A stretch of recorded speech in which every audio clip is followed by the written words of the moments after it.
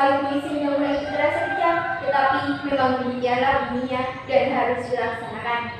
Assalamualaikum warahmatullahi wabarakatuh. Salam sejahtera bagi kita semua. Shalom, Om Swastiastu, Namo Buddhaya. Salam kebajikan. Dewan juri yang kami hormati, beserta rekan-rekan Civitas Akademika yang melihat dan menyaksikan adegan video ini. Izinkan kami memperkenalkan diri. Saya Nikartika Sari sebagai pembicara pertama, dan di sebelah kanan saya ada Siswanto sebagai pembicara kedua, dan di sebelah kiri saya ada Novera Dalla Safira sebagai pembicara ketiga. Kami di sini berdiri sebagai posisi pro dengan posisi pelaksanaan Pilkada 2020 di era new normal. Dewan juri yang kami hormati, bahwasanya kami sangat mendukung penuh pelaksanaan Pilkada 2020 di era new normal ini. Sebagaimana telah kita ketahui bahwasanya COVID-19 telah dinyatakan sebagai pandemi di tahun 2020 yang menimbulkan banyak korban jiwa dan tentunya membawa dampak yang serius bagi semua kalangan. Namun karena negara Indonesia memiliki agenda untuk melaksanakan Pilkada pada tanggal 23 September 2020 yang sedianya berdasarkan pada pasal 201 ayat 6 Undang-Undang Nomor 10 Tahun 2020. Namun karena terdapat pertimbangan mengenai kegentingan yang memaksa bahwa perlunya peraturan pemerintah pengganti undang-undang dalam kondisi seperti saat ini, maka dari itu Dewan Juri yang terhormat, dibuatlah peraturan pemerintah pengganti undang-undang Nomor 2 Tahun 2020 yang menyatakan bahwasanya pemerintahan Indonesia memilih untuk menjadwalkan ulang Pilkada menjadi tanggal 9 Desember 2020.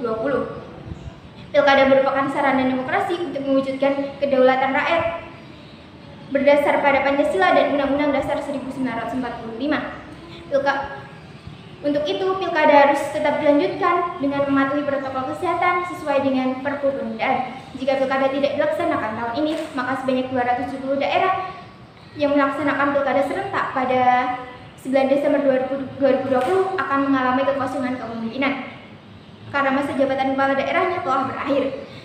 Namun nantinya akan ada PLT yang akan menggantikan pejabat daerah yang masa kepemimpinannya telah berakhir tersebut. Adanya PLT diatur dalam pasal 132A ayat 1 Peraturan Pemerintah Nomor 49 Tahun 2008. Bahwasanya kewenangan PLT hanya relatif terbatas dan hal tersebut akan mengakibatkan kekosongan kepemimpinan yang definitif. Untuk lebih lanjutnya akan dijelaskan oleh pembicara kedua dan ketiga kami. Dewan juri yang kami hormati, sebagaimana dalam teori Raskopan yakni Law as a Tool of Social Engineering, bahwasanya hukum sebagai rekayasa sosial, hukum harus mengikuti perkembangan zaman, hukum harus mengikuti apa yang kita butuhkan dan apa yang kita pentingkan. Hukum harus mampu merubah nilai-nilai sosial dalam masyarakat, yaitu dengan disesuaikan dengan kondisi dan situasi saat ini, yakni Pilkada 2020 di era new normal dengan mematuhi protokol kesehatan sesuai dengan Perpu penundaan. Adapun penetapan penundaan ini telah mencerminkan sila keempat Pancasila, yakni dilakukan dengan kesepakatan antara ketiga pihak, yakni KPU sebagai penyelenggara, DPR sebagai lembaga legislatif, dan pemerintah sebagai lembaga eksekutif yang telah menyetujuinya. Sebagaimana telah dijelaskan oleh Direktur Eksekutif Perludem yakni Titi Anggraini yang menyatakan bahwasanya yang perlu dilakukan saat ini adalah membela demokrasi di masa pandemi, mempertahankan demokrasi sebagai proses inklusif, partisipatoris, dan aman bagi semua orang. Demokrasi harus dilakukan secara sehat baik dari aspek kompetisinya maupun aspek kesehatannya, yaitu dengan mematuhi protokol kesehatan sesuai dengan Perpu penundaan. Dewan juri yang kami hormati, kami pertegas kembali bahwa kami mendukung penuh mosi perdebatan kali ini, yaitu Pilkada 2020 di era new normal. Adanya Pilkada 2020 di era new normal didasarkan pada Perpu penundaan Nomor 2 Tahun 2020 bahwa pemerintah Indonesia memilih untuk menjadwalkan ulang Pilkada menjadi 9 Desember 2020 karena adanya COVID-19. Perpu Nomor 2 Tahun 2020 mengatur mengenai mekanisme pelaksanaan Pilkada dengan protokol kesehatan yang sangat ketat sehingga tidak menimbulkan klaster positif baru. Pelaksanaan Pilkada tahun 2020 di era new normal juga mengacu pada pasal 22E ayat 1 Undang-Undang Dasar Negara Republik Indonesia tahun 1945, yaitu asas luhur jurdil, bahwa pelaksanaan pemilihan umum dilaksanakan secara langsung, umum, bebas, rahasia, jujur dan adil setiap 5 tahun sekali. Pilkada tahun 2020 ini harus tetap dilaksanakan walaupun dalam kondisi new normal. Dan selain itu, Pilkada tahun 2020 harus dilaksanakan secara langsung, tidak boleh diwakilkan agar meminimalisir kecurangan pada Pilkada tahun 2020. Karena pada dasarnya Pilkada tahun 2020 mengolah dua aspek, yaitu aspek teknis pelaksanaan dan aspek protokol kesehatan. Keduanya harus saling beriringan agar pelaksanaan Pilkada tahun 2020 bisa berjalan lancar sesuai dengan harapan kita semua. Dalam Undang-Undang Nomor 9 Tahun 2015 atas perubahan kedua, Undang-Undang Nomor 23 Tahun 2014 tentang pemerintahan daerah dilakukan sebagai konsekuensi atas perubahan Undang-Undang Pemilihan Kepala Daerah yang mengatur kepala daerah dan wakil kepala daerah dipilih secara berpasangan. Pembagian kekuasaan antara kepala daerah dan wakil kepala daerah dilakukan agar tidak terjadi disharmonisasi. Adapun mekanisme pengisian kekosongan jabatan dilakukan oleh seorang PLT.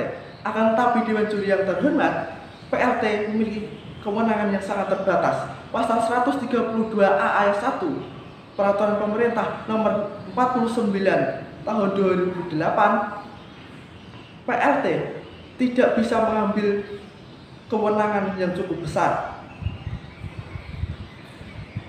Kepala daerah yang memilih kepala daerah definitif pun juga belum optimal, apalagi kita menggunakan PLT sebagai pemimpin daerah-daerah.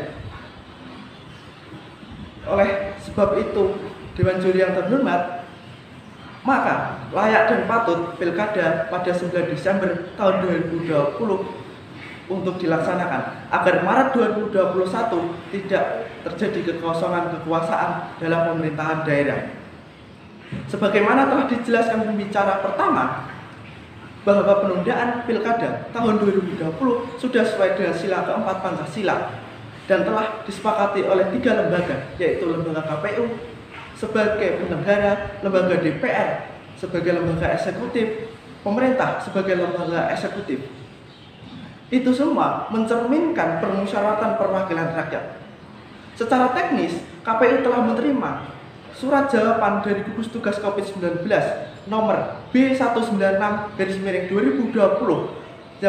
yang menyatakan bahwa Pilkada tahun 2020 bisa dilaksanakan dengan mendengar dan mengikuti dan mematuhi syarat-syarat yang ditetapkan gugus tugas agar Pilkada tahun 2020 bisa berjalan lancar dengan tetap mengadakan protokol kesehatan yang cukup ketat. Maka dari itu Dewan Juri yang terhormat, kami dari tim Pro sangat-sangatlah setuju dengan adanya mosi perdebatan kali ini, yakni pelaksanaan Pilkada 2020 di era new normal.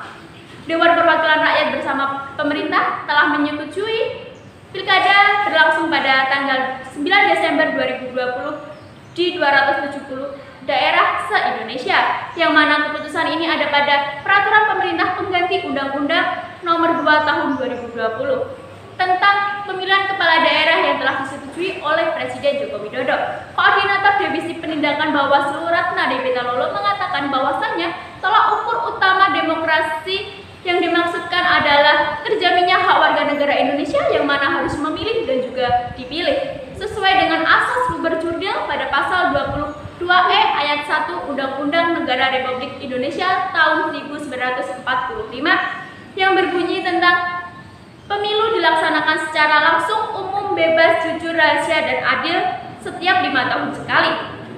Maka dari itu Dewan Juri yang terhormat, kami pertegas kembali sebagaimana telah dijelaskan oleh pembicara pertama dan kedua kami, bahwasanya penetapan penundaan Pilkada 2020 telah disepakati oleh 3 pihak, yakni KPU sebagai penyelenggara, DPR sebagai wakil rakyat, dan juga pemerintah Indonesia yang telah menyetujuinya. Pun ketiga pihak tersebut merupakan salah satu bentuk permusyawaratan wakil rakyat yang telah diamanatkan dalam Pancasila sila keempat kerakyatan yang dipimpin oleh hikmat kebijaksanaan dalam permusyawaratan perwakilan.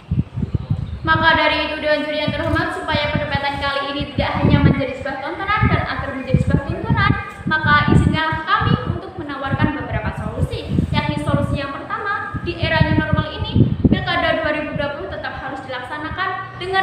menerapkan protokol kesehatan untuk mencegah penyebaran COVID-19, yakni melaksanakan rapid test bagi seluruh personal pusat sampai di tempat pemungutan suara, penggunaan alat pelindung diri bagi personel KPU, penyediaan tempat cuci tangan, sabun dan hand sanitizer bagi pemilih. Adapun solusi yang kedua, yakni untuk mencegah kesehatan penyelenggaraan pilkada, maka diperlukan adanya penguatan regulasi yang mana mengatur tentang pemeriksaan kesehatan secara gratis, melaksanakan kerjasama baik dengan BPJS Kesehatan maupun BPJS Ketenagakerjaan untuk melindungi penyelenggaraan pilkada. Dan juga ada solusi yang ketiga, menambah tempat pemungutan suara, dibatasi jumlahnya, dibatasi panitianya, dan juga dipermudah input sumber daya manusianya karena terbatas